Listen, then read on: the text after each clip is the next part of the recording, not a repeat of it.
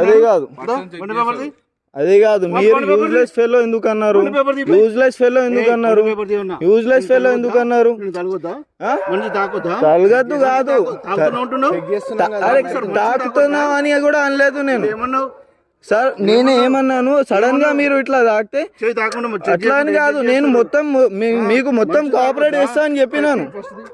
నేను ఏమైనా అన్నానా? యాక్చువల్ నేను ఇటు వెళ్ళాలి, అది కాదు. మీరు యూజ్లెస్ ఫెలో ఎందుకు అన్నారు?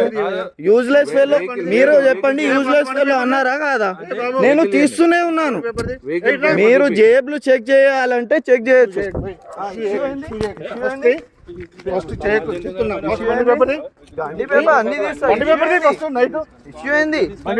యూజ్లెస్ ఫెలో ఎందుకు అంటున్నారు మీరు? అరే నేను అట్లా